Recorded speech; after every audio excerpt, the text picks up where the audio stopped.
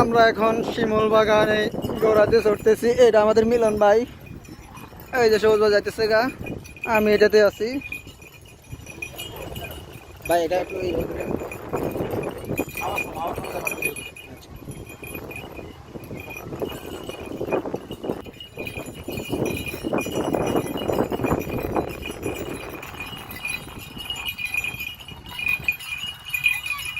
ভাই রশি নাই।